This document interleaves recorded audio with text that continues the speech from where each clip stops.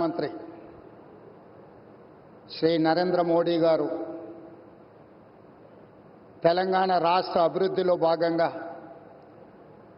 జాతీయ రహదారులు, విద్యుత్ శాఖకు సంబంధించి, రైల్వే శాఖకు సంబంధించి అభివృద్ధి కార్యక్రమాలు ప్రారంభించడానికి, ఈ ప్రాజెక్టులను జాతికి అంకితం చేయడానికి మా ప్రభుత్వం ఏర్పడిన తర్వాత మొట్టమొదటిసారి తెలంగాణ రాష్ట్రం ఆదిలాబాద్కు రావడాన్ని 4 కోట్ల తెలంగాణ ప్రజల తరఫున వారికి అఖండమైన స్వాగతం పలుకుతున్నాం.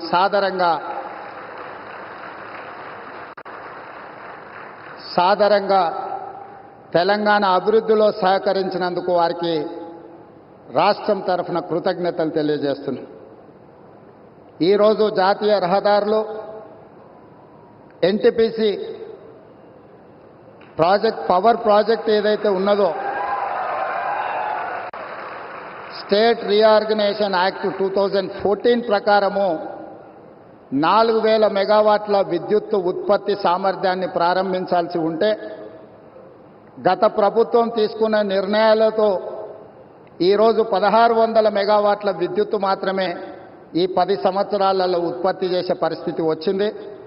నేను ప్రధానమంత్రి గారి సమక్షంలో కేంద్ర మంత్రి కిషన్ రెడ్డి గారు, తెలంగాణ రాష్ట్ర గవర్నర్ తమిళిసై సౌందరరాజన్ గారు, మిత్రుడు స్థానిక ఎంపీ స్వయం బాబురావు గారు, మిత్రుడు ఎమ్మెల్యే స్థానిక శాసనసభ్యులు పాయల శంకర్ గారి సమక్షంలో నేను ఎన్టీపీసీ సంస్థకు నేను చెప్పదలుచుకున్నాను.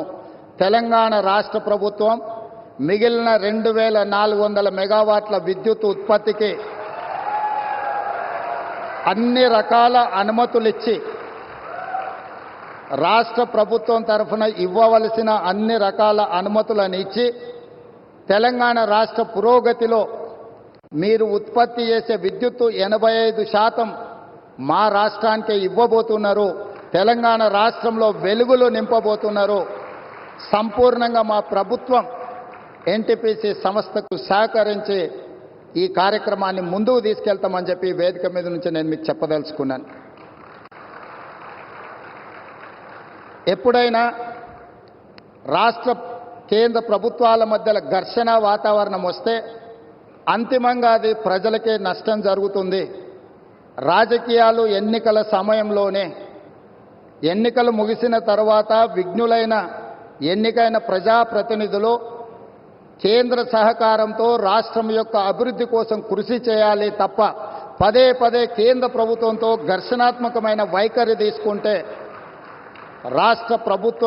రాష్ట్రం అభివృద్ధిలో వెనుకబడుతుంది. ఈ అంశాలని పరిగణలోకి తీసుకొని మా ప్రభుత్వం ఏర్పడిన వెంబడే ప్రధానమంత్రి గారు సమయం తీసుకొని రాష్ట్రంలో 2014 పునర్విభజన చట్టంలో పొందుపరిచిన అంశాలనే కాకుండా రాష్ట్ర అభివృద్ధికి సంబంధించిన చాలా విషయాలు ప్రధానమంత్రి గారి దృష్టికి తీసుకెళ్ళినాము.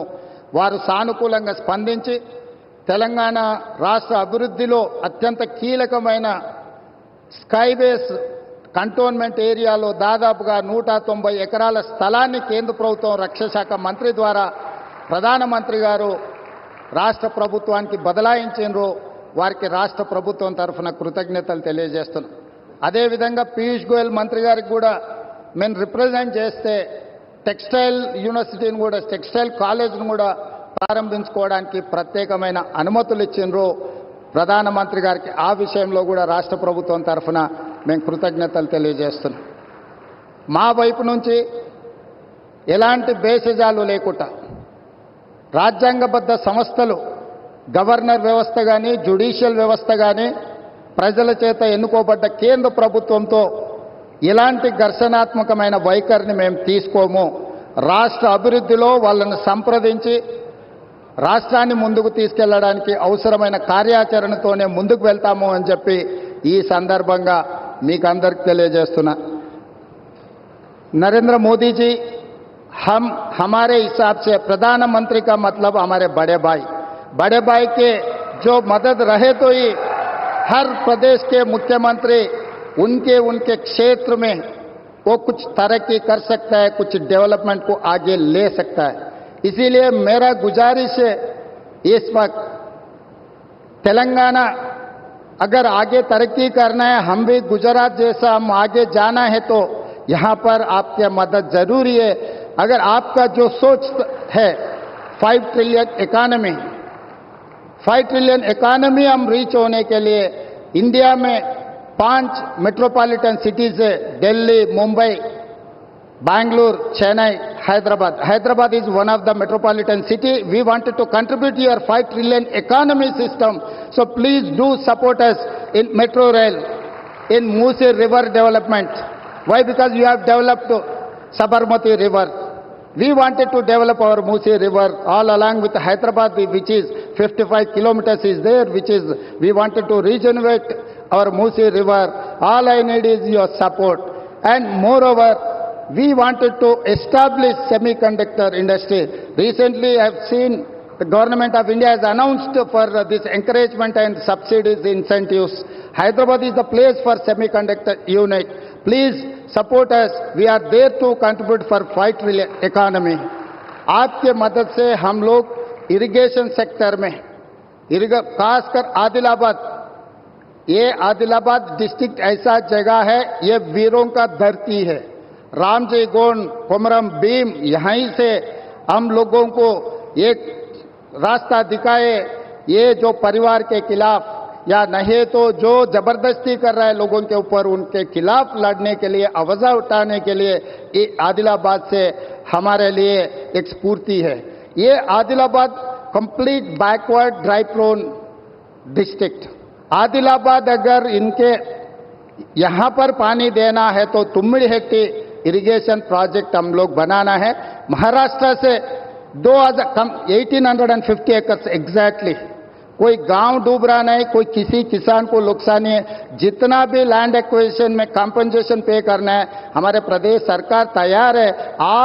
आपके तरफ से एक शब्द भी महाराष्ट्र सरकार को आप इशारा दिए तो हमारा तुम्मिडिहेट्टी प्रोजेक्ट यहीं पर हम बना के आदिलाबाद को कुछ कम 1.5 लाख एकड़ ये आदिवासियों को पानी देने के लिए हमको एक मौका मिलेंगे। ऐसे कुछ डेवलपमेंट में आपके मदद हम मांग रहे हैं। आपके आशीर्वाद हमेशा हमारे सरकार के ऊपर, तेलंगाना जनता के ऊपर रहना। आप प्रधानमंत्री खुदा पे अभी पहली बार जब हमारा सरकार बनने के बाद आप आए, आपको रिसीव करने में और तेलंगाना तरक्की में आपके मदद लेने के लिए हम लोग सब इधर हाजिर है। आगे भी केंद्र सरकार से हम कोई रणनीति या नहीं तो हम लड़ना नहीं चाह रहे कि केंद्र और प्रदेश सरकार दोनों के आपस में एक ह्यूमन रिलेशन, एक ट्रांजैक्शनल रिलेशन, ये सब सारे रहे तो हम आगे तरक्की कर सकते।